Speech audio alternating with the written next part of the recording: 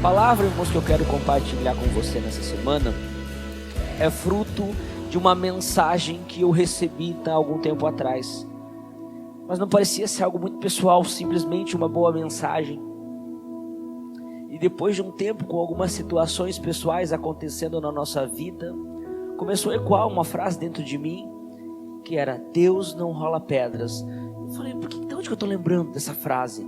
Eu sabia que eu tinha escutado de alguém tinha me falado, mas eu não lembrava. E eu fiquei puxando e falei, eu acho que é um dos áudios que o Jonathan me mandou. E eu fui escutar daí aquele trecho de uma pregação, e realmente era aquele trecho daquela pregação que falava sobre isso. Deus não rola pedras. E você vai entender até o final por que Deus não rola pedras.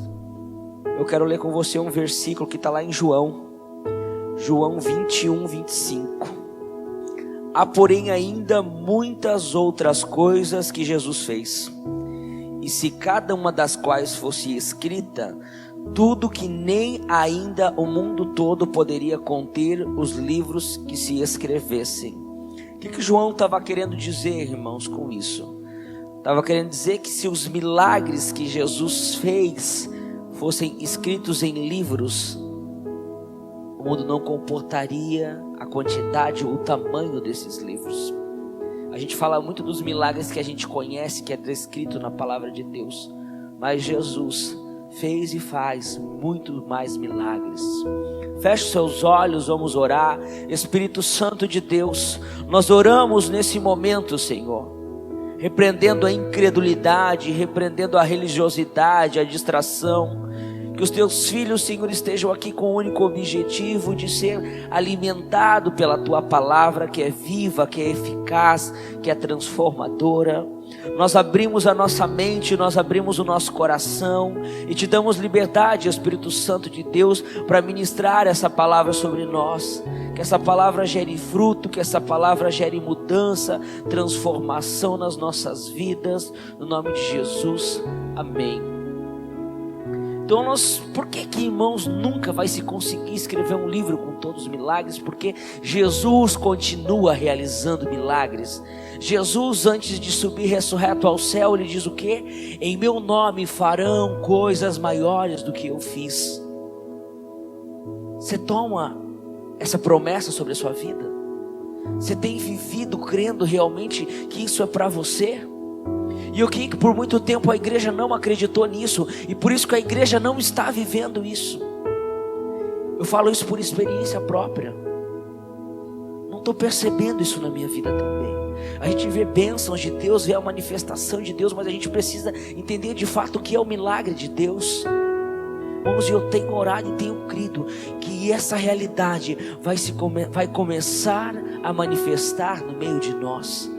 Muitos de nós não vão apenas ver, mas vão manifestar milagres, porque é isso que a palavra diz: em meu nome farão. Você tem poder de fazer milagres, você tem poder de perdoar pecados, tudo em nome de Jesus.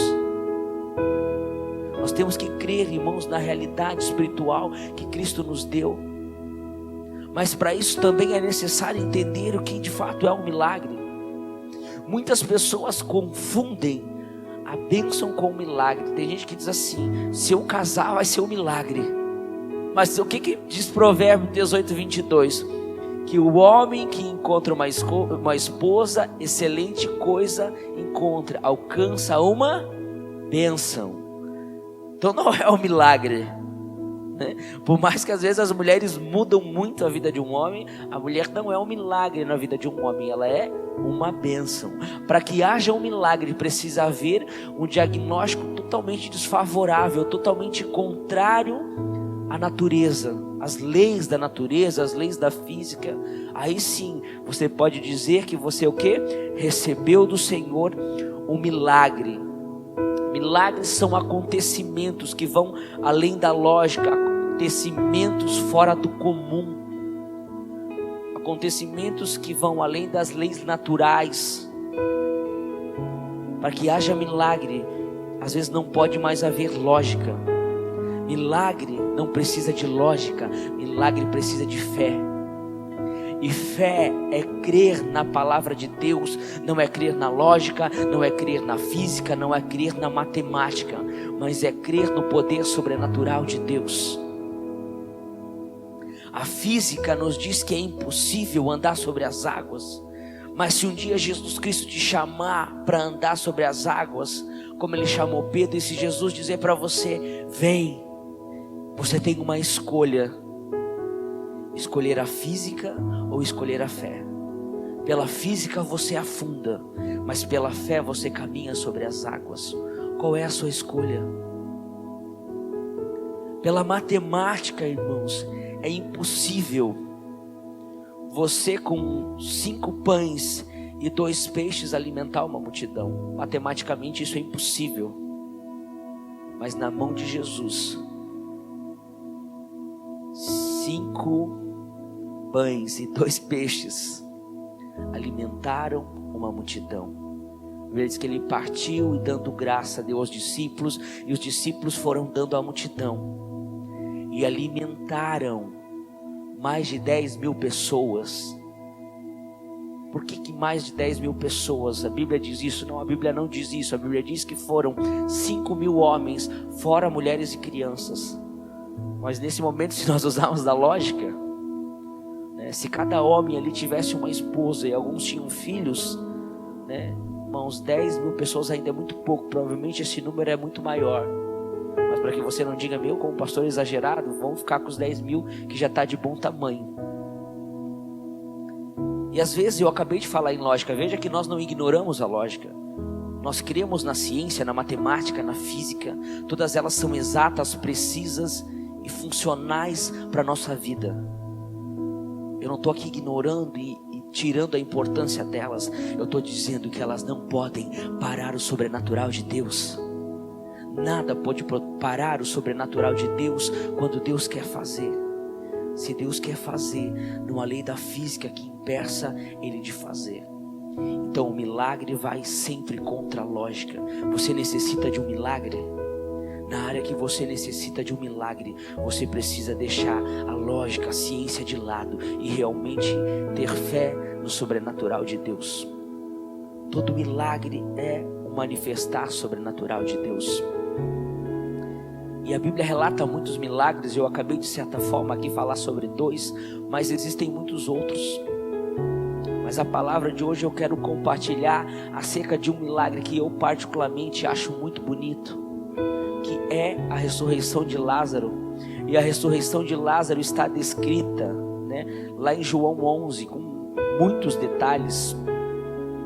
Nós não podemos ver todos, mas eu vou tentar só criar um contexto para que você entenda quem é Lázaro. Talvez você não conheça, mas Lázaro é irmão de Marta e de Maria, né? Aquela passagem das 2 irmãs, que uma fica ao pé de Jesus e outra fica preocupada com os afazeres. Jesus diz, Marta, Marta, né? E a Maria também é a mulher que ungiu os pés de Jesus com unguento. A Bíblia fala muito sobre o relacionamento deles, da intimidade. Eles eram amigos íntimos de Jesus. A Bíblia disse que Jesus os amava. E a Bíblia diz que depois de uma enfermidade, Lázaro morre e elas mandam chamar Jesus. E aí nós vamos lendo alguns versículos e você vai tendo entendimento. Mas depois na sua casa você pode ler, irmão, João 11 inteiro. Você vai ver algumas riquezas de detalhes que nós não vamos explorar nessa noite. Então nós vamos ler a partir do 4 e depois eu vou falando o versículo para que você me acompanhe na leitura. Mas nós vamos iniciar então pelo verso 4. E Jesus, ouvindo isso, disse: esta enfermidade não é para a morte, mas para a glória de Deus, para que o Filho de Deus seja glorificado por ela. Ora, Jesus amava Marta, sua irmã, e Lázaro. Quando ouviu, pois, que estava enfermo, ficou ainda 2 dias no lugar onde estava. 11. E assim falou. Depois disso disse-lhes: Lázaro, o nosso amigo, dorme, mas vou despertá-lo do sono. Disseram, pois, seus discípulos: Senhor, se dormes, terás salvo. Mas Jesus dizia isso da sua morte. Eles, porém, cuidavam que falava do repouso do sono. Então, pois, Jesus disse-lhes claramente: Lázaro está morto. e folgo por amor de vós, que eu lá não estivesse, para que acrediteis, mas vamos ter com ele. 17. Chegando, pois, Jesus achou que já havia 4 dias que estava na sepultura. 20. Ouvindo, pois, Marta que Jesus vinha, saiu-lhe ao encontro. Maria, porém, ficou assentada em casa. Disse, pois, Marta a Jesus: Senhor, se tu tivesses aqui, meu irmão não teria morrido. Mas também agora sei que tudo quanto pedires a Deus, Deus te concederá. E disse-lhe Jesus: teu irmão há de ressuscitar. Disse-lhe Marta: sei que há de ressuscitar na ressurreição do último dia. E disse-lhe Jesus: eu sou a ressurreição e a vida. Quem crê em mim, ainda que esteja morto, viverá. E todo aquele que vive e crê em mim, nunca irá morrer. Crês tu nisso? E disse-lhe ela: sim, Senhor, creio que tu és o Cristo, o Filho de Deus, que havia de vir ao mundo. 30. Pois Jesus ainda não tinha chegado à aldeia, mas estava no lugar onde Marta o encontrara. 32. Tendo, pois, Maria chegado aonde Jesus estava, e vendo, lançou aos seus pés, dizendo-lhe: Senhor, se tu estivesse aqui, meu irmão não teria morrido. Jesus, porém, quando a viu chorando, e também chorando os judeus que com ela vinham, moveu-se muito em espírito e perturbou-se. E disse: onde o pusestes? E disseram-lhe: Senhor, vem e vê. Jesus chorou. Disseram, pois, os judeus: vede como o amava. E alguns lhe disseram: não podia ele que abriu os olhos ao cego fazer também com que este não morresse? Jesus, pois, moveu-se outra vez muito em si mesmo. Veio ao sepulcro, e era uma caverna, e tinha uma pedra posta sobre ela. E disse-lhe Jesus: tirai a pedra. Marta, irmã do defunto, disse-lhe: Senhor, já cheira mal, porque já é 4 dias. E disse-lhe Jesus: não te tenho dito que se creres verás a glória de Deus? Tiraram, pois, a pedra de onde o defunto jazia, e Jesus, levantando os olhos para cima, disse: Pai, graças te dou por haveres me ouvido. Eu bem sei que sempre me ouves, mas eu disse isso por causa da multidão que está em redor, para que creiam que tu me enviaste. E tendo dito isto, clamou com grande voz: Lázaro, sai para fora. E o que fora defunto saiu, tendo as mãos e os pés ligados com faixa, e o seu rosto envolto num lenço. E disse-lhe Jesus: desligai-o e deixai-o ir. Muitos, pois, dentre os judeus que tinham vindo a Maria, e que tinham visto o que Jesus fizera, creram nele. E aqui, irmãos, nós podemos perceber alguns detalhes que nos aproximam do milagre de Deus ou nos afastam dos milagres de Deus. E o primeiro ponto, irmãos, é sobre o desejo de viver milagres. Quantos querem viver um milagre na sua vida? Você entende que para viver um milagre primeiro precisa haver um diagnóstico contrário? Você entende que para viver um milagre precisa haver uma situação difícil? Então não reclame quando a situação difícil vier, mas creia que é uma oportunidade de manifestar o milagre. Quando a situação difícil vier, lembre que essa situação difícil não veio para a morte, mas vem para glorificar o nome de Deus. Às vezes a gente acha que tudo vem para destruir a nossa vida, mas muitas coisas não vêm para destruir a nossa vida, mas para nos dar a oportunidade que a partir da nossa vida, que a partir de nós e das situações que enfrentamos, o nome de Deus seja glorificado. E esse é o primeiro ponto que nós temos que entender. Então, quando a dificuldade vier, para de murmurar. Quando o diagnóstico contrário vier, para de reclamar e declara: esse diagnóstico não vem para a morte, mas ele vem para glorificar o nome de Deus. É sobre essa palavra que nós temos que andar, é dessa forma que nós precisamos crer. E nós temos uma grande facilidade em crer na identidade de Deus e no poder de Deus. Mas a nossa dificuldade é crer de fato que Deus está no controle. E nós estamos, irmãos, há não sei quantas semanas cantando e declarando que Deus está no controle. E algumas semanas, o pastor acabou, de certa forma, tendo uma revelação que não é que nós concordamos, que Deus não está no controle. Irmãos, e você precisa crer que Deus está sim no controle. Quando? Sempre. Toda situação está no controle de Deus. E se você perceber, Marta não cria mais nisso. Se você voltar lá ao verso 27, veja que o que ela declara não tem muito a ver com o que Cristo está falando. Disse-lhe ela: sim, Senhor, creio que tu és o Cristo, Filho de Deus, que havia de vir ao mundo.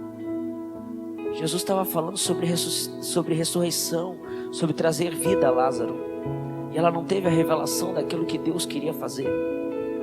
Ela diz assim: não, eu creio no teu poder, eu creio em quem tu és, mas eu não creio mais que você possa trazer vida ao meu irmão. Tanto que a gente vê que Maria também fala. O que Maria fala no verso 32? Tendo, pois, Maria chegado onde Jesus estava e vendo, lançou aos seus pés, dizendo: Senhor, se tu estivesse aqui, meu irmão não teria morrido. E às vezes a gente é como Maria, a gente quer chegar diante de Deus e quer dizer assim: eu quero que faça, mas eu quero que faça assim. Às vezes nós queremos colocar Deus contra a parede, achando que Deus tem obrigação de mover no nosso tempo. Deus não vai mover no seu tempo e na sua maneira. Deus vai mover do tempo dele e na maneira dele, porque Ele é Deus e o controle é dele, o controle não é seu. Basta você continuar crendo e esperando com paciência no Senhor o tempo que Deus vai manifestar o milagre sobre a sua vida. Não queira, irmãos, assumir o papel de Deus, e às vezes a gente assume o papel de Deus. Você é servo, você não é Deus. E quem tem o controle é Ele. Então, verdadeiramente entregue o controle a Deus. E quando nós estamos, irmãos, na iminência de viver um milagre, o diabo percebe, irmãos, que há um mover sobrenatural de Deus vindo em nossa direção. Assim como ele percebia um mover sobrenatural de Deus vindo em direção a Lázaro. Desde que Jesus deixa o seu destino, mesmo sendo 2 dias depois. Talvez o diabo pense: mas agora Lázaro já morreu, o que ele vai fazer lá? Mas mesmo assim eu imagino ele sentindo algo diferente, indo na direção de Lázaro. E o diabo então começa a agir com o quê? Quando ele percebe que Deus quer realizar algo na nossa vida, ele age com a incredulidade. Ele tenta plantar a incredulidade no seu coração. E muitas vezes a incredulidade é algo extremamente sutil, muitas vezes até imperceptível. Às vezes um simples questionamento que nós deixamos entrar na nossa mente e nosso coração pode gerar a incredulidade e impedir o sobrenatural de Deus. Veja que no verso 37 diz: e algum deles disseram: não podia ele que abriu os olhos ao cego fazer com que este não morresse? E aqui talvez as pessoas começam a duvidar: se ele não pôde dar vida àquele a quem amava, será que realmente ele abriu o olho do cego? Será que realmente ele fez o paralítico andar? Será que realmente tudo que falam acerca desse Jesus é verdade? E aí começa a nascer a incredulidade em volta do povo. Talvez o sentimento de achar que Deus não se importava com aquela situação. Eu penso o coração de Marta e de Maria, que já tinham ouvido de Jesus, que eram amadas por Ele, não só com palavras, mas por atitudes. De repente, no momento em que elas mais precisavam, Jesus não estava ali. Irmãos, e eu acho que qualquer um de nós nessa condição, pensa você mandar mensagem para alguém assim: fulano está morrendo. Daqui 2 dias a pessoa chega aí: está acontecendo alguma coisa? Você ia pensar o que? Não se importou comigo, não se importou com a minha situação. mesmo diante desse cenário, irmãos, Deus continua estando no controle. Mesmo mediante a morte, Deus continua no controle de todas as coisas. Não adianta nós simplesmente crermos no poder de Deus. Diante dos diagnósticos, dos problemas da sua vida, você precisa declarar que Deus está no controle. Ainda que você não veja, ainda que Deus não sinta, ainda que você não veja, ou que você não sinta, mas Deus está no controle de todas as coisas. E é isso que nós temos que realmente crer e declarar. E quando nós declaramos que Deus está no controle, é porque nós andamos por quê? Por fé. A Bíblia fala que nós devemos andar por fé e não por vista. E andar por vista é quando nós andamos presos num diagnóstico. Nós não andamos presos a um diagnóstico. Nós andamos presos ao quê? A fé. Não pelo aquilo que nós vemos. Às vezes o diagnóstico é aquilo que você está vendo. Mas o que move o sobrenatural de Deus não é aquilo que você vê, é naquilo que você crê. E essa situação tinha um diagnóstico. No verso 39 diz: disse Jesus, tirai a pedra. Marta, a irmã do defunto, disse-lhe: Senhor, já cheira mal e já é de 4 dias. O diagnóstico aqui, irmãos, é o pior. O diagnóstico aqui é morte, é decomposição, é o mau cheiro. O diagnóstico aqui é um povo em crise, é um povo incrédulo, é um povo questionando. Nada nesse diagnóstico, nada nesse cenário era favorável ao mover de Deus. Mas Deus chega num cenário, Deus chega diante de um diagnóstico totalmente ou nada favorável. Ele faz o quê? Ele simplesmente declara: Lázaro, sai para fora. E essa deveria ser a nossa postura diante de cenários e diagnósticos totalmente desfavoráveis a nós. Porque Paulo nos ensina através da palavra de Deus um princípio. Criei, por isso falei. Se nós cremos no sobrenatural de Deus, nós temos que declarar o sobrenatural de Deus diante dos diagnósticos, diante das situações. Porque Deus não está preso a diagnósticos. E não nos calar, e não retroceder, e não parar, mas sim avançar, crendo na promessa de Deus. Isso não é fácil. Isso não é uma tarefa fácil quando nós tentamos fazer por nós mesmos. Mas para que haja um milagre precisa haver um diagnóstico que não é favorável. Mas nem tudo é como a nossa vontade, nem tudo é como nós sonhamos.